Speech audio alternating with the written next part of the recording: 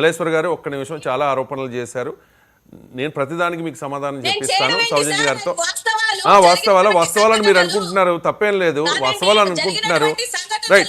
Right ఒకసారి clarity ఇప్పిస్తాను నేను. సౌజన్య గారు మాట్లాడండి. రవి గారు, ఇక్కడ ఒకటి మనం మాట్లాడుకొస్తే అసలు వైసీపీ వాళ్ళకి అవినీతి గురించి మాట్లాడే అర్హత లేదు. ఎందుకంటే వాళ్ళు పుట్టిందే అవినీతి పార్టీ, అవినీతి సొమ్ముతో పెట్టిన పార్టీ అది. అవినీతి అంశాలను జైలుకు వచ్చిన వ్యక్తి అతను. కాబట్టి అవినీతి గురించి 1-10 సార్లు మాట్లాడుతున్నారంటే మా గురించి మాట్లాడే అర్హత అసలు వాళ్ళకి లేనే లేదు. ఒక మాట. రెండోది, ఆయన చిర్రి బాలరాజు గారు అనే వ్యక్తే నా మీద ఎంక్వైరీ అని చెప్పి అన్నారు. ఇంకా దీనికి ఏముంటుంది? అలాగే చంద్రబాబు, ఒక నిమిషం అండి, పవన్ కళ్యాణ్ గారు మాట్లాడినవ్వండి. పవన్ కళ్యాణ్ డైరెక్ట్ గా ఎమ్మెల్యేనే నా మీద ఎంక్వైరీ అయ్యండి అన్నప్పుడు ఎందుకు చెప్తారు ఎంక్వైరీ అయ్యమని? ఇలాంటి ఆరోపణలు వస్తున్నాయి కాబట్టి ఖచ్చితంగా నా మీద ఎంక్వైరీ అయ్యండి, ఎవరైతే దోషులు ఉన్నారో వాళ్ళని శిక్షించాలని చెప్తున్నారు కదా డైరెక్ట్ గా. ఇంకా దాంట్లో అలాగే ఏదైతే ఇబ్బందులు కలుగుతున్నాయో వాళ్ళందరినీ కూడా చాలా గట్టిగా పనిష్ చేస్తున్నారు. అలానే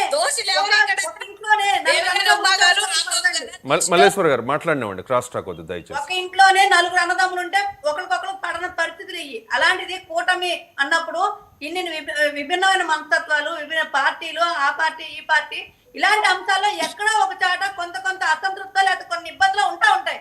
సో దాని వల్ల జరిగిన పరిణామాలు ఏవైతే ఉంటాయో వాటి వల్ల కొన్ని ఇబ్బందులు తలెత్తుతాయి.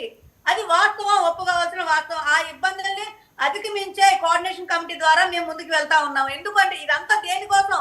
రాష్ట్ర ప్రజల కోసం ఎన్ని చేస్తా ఉన్నాము. ఎన్ని ఇబ్బందులు వచ్చినా, ఎన్ని అవమానాలు వచ్చినా దాన్ని అధిగమించి పవన్ కళ్యాణ్ గారు ముందుకెళ్ళాలి. ఒక 10 సంవత్సరాలు 15 సంవత్సరాలు కలిసి ఉండాలి అనే ఉద్దేశంతోనే ఆ ఉద్దేశం దేనికోసం? రాష్ట్రం కోసం. దాని విషయంగానే కోఆర్డినేషన్ కమిటీ అయితే దాని ద్వారా మేము ముందుకెళ్తా ఉన్నాము. ఏమైనా ఇబ్బందులు వస్తా ఉన్నా వెంటనే వాళ్ళ మీద వేటు పడతా ఉంది. అలానే ఈ రోజు చిర్రి బాలరాజు అనే వ్యక్తి అంశం వచ్చినప్పుడు డైరెక్ట్ గా ఆయనే లెటర్ రాసి నా మీద ఇలాంటి అసత్య ఆరోపణలు ఉన్నాయి, నా మీద ఎంక్వైరీ చేయండి, నా మీద ఎంక్వైరీ చేసి నిజ నిర్ధారణ చేయండి అని చెప్పినప్పుడు దాంట్లో ఇంకా ఎవరు నిర్ణయాలు తీసుకోకపోవడం ఉందండి?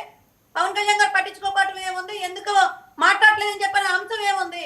ఈ 2 అంశాలు డైరెక్ట్ గా బాలరాజు ఎంక్వైరీ జరుగుతుంది. ఎంక్వైరీ వేయాలి అంటే దాంట్లో ఏం జరిగిందని చెప్పి అంతా నీకు తేలుస్తారు. దాంట్లో ఏమి ఎవరు కంగారు పడాల్సిన అవసరం లేదు. చిర్రి బాలరాజు ఫస్ట్ టైం ఎమ్మెల్యేగా ఉంటే ఇన్నుంటే అసలు 20 సంవత్సరాలు చేసిన తెల్లం బాలరాజు గురించి ఏం మాట్లాడతాము? అందులో గోటిగా నక్కల్లా వెయిట్ చేస్తా ఉంటారు సాక్షి ఛానల్. అక్కడ ఏముంది, ఏం లేదు, ఎన్ని పక్కన పెట్టేసి ఎప్పుడు కూటమి బయటకు వస్తాయా వాటిని చూసి మనం ఈ వ్యూవర్షిప్ పెంచుకుందామా లేకపోతే ఎగ్జామ్ పడిపోదాం అని చెప్తే ఏ ఒక్క మంచి అంశం వాళ్ళు బయటకు తీసుకురాలేదు.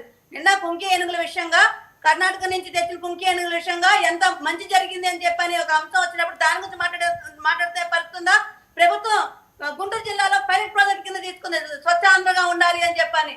ప్లాస్టిక్ వ్యర్థాలు ఇస్తే దానికి సమానంగా సరుకులు ఇస్తాను కొన్ని ఆలోచనలు చేస్తున్నప్పుడు ఆలోచనల గురించి ప్రస్తావించే పరిస్థితి లేదు. ఎంతసేపు కూటమి నాయకులు ఏం చేస్తారా? ఆడ బెడ్రూమ్ల దగ్గర కెమెరాలు పెడదామా, లేదా ఇంకొకరి దగ్గర కెమెరాలు పెడదామా, ఇలాంటి పిచ్చి ఆలోచనలు తప్పితే ఎక్కడ కూడా ఒకవేళ మీరు అవినీతిని ప్రశ్నిస్తున్నారు, అభివృద్ధిని కూడా ప్రశ్నించాలి, అభివృద్ధి గురించి కూడా మాట్లాడాలి కదా. ఆ మాట్లాడే పరిస్థితి మీకు లేనప్పుడు అట్లా ఒక అవినీతి పార్టీ ఈ రోజు ప్రతి ఒక్కళ్ళ పార్టీలో ఏదైతే మెయిన్ అన్నారో వాళ్ళందరూ కూడా జైలుకి వెళ్తా ఉంటే ఇంకా మీరు అవినీతుల గురించి మాట్లాడుతున్నారు అంటే దెయ్యాలు వేదాలు వాళ్ళు అన్నట్టుగా మేము భావిస్తా ఉన్నాము. అవినీతి లేని పార్టీ జనసేన పార్టీ. అవినీతి అంటే ఏంటి తెలియని పార్టీ జనసేన పార్టీ.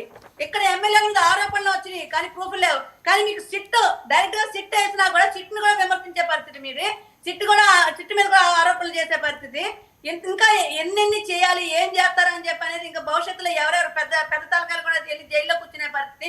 మీరా మా గురించి మాట్లాడేది, మీరా కూటమి ఐక్యత గురించి, కూటమి నాయకుల గురించి మాట్లాడుతున్నారు. ఎక్కడ అవినీతి జరుగుతుందా లేకపోతే ఇంకోటి జరుగుతుంది అనేది తేల్చమని డైరెక్ట్ గా బాలరాజు గారు చెప్పారు. ఆ తేల్చే క్రమంలో ఖచ్చితంగా దాని మీద చర్యలు ఎలా ఉంటాయి ఏంటి అనేది కూటమి ప్రభుత్వం నిర్ణయం తీసుకుంటది. మధ్యలో మీకు వచ్చిన బాధ ఏంటి? ఖచ్చితంగా బాధ ఉంటదండి. మల్లేశ్వర్ గారు ఒక్క నిమిషం. మల్లేశ్వర్ గారు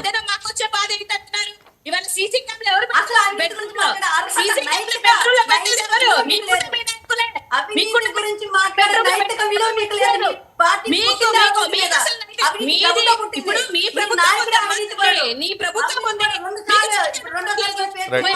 మల్లేశ్వర్ గారు, సౌజన్య గారు, మల్లేశ్వర్ గారు ఏదన్నా కూడా వాళ్ళని ఏదన్నా కూడా మిమ్మల్ని తరిమేస్తారు పార్టీలో నుంచి. ఇంతవరకు రైట్ మల్లేశ్వర్ గారు ఒక్క నిమిషం ఉండండి. మల్లేశ్వర్ గారు, సౌజన్య గారు, ఆగమంటే ఆగాలి. దయచేసి ఆగండి. క్రాస్ టాక్ వద్దండి. మీ నాయకుడు మీకు అలా క్రాస్ టాక్ వద్దండి. చెప్పాడు. క్రాస్ టాక్ వద్దండి. ఆగమంటే ఆగండి దయచేసి. మ్యూట్ చేయండి మల్లేశ్వర్ గారిని. రైట్స్ చేశాను కూడా. మ్యూట్ చేయండి ఒకసారి. శాస్త్రి గారు ఫోన్ చేశారు గుంటూరు నుంచి. శాస్త్రి గారు మాట్లాడండి. హలో, డైరెక్ట్ పాయింట్కి రండి శాస్త్రి గారు. డిబేట్ మీరు ఫాలో అవుతున్నారు అనుకుంటాను. ఎమ్మెల్యేల మీద ఆరోపణలు కొత్త ఏం కాదు, గతంలో చూసాం మనం ఎప్పటి నుంచో స్వతంత్రం వచ్చిన దగ్గర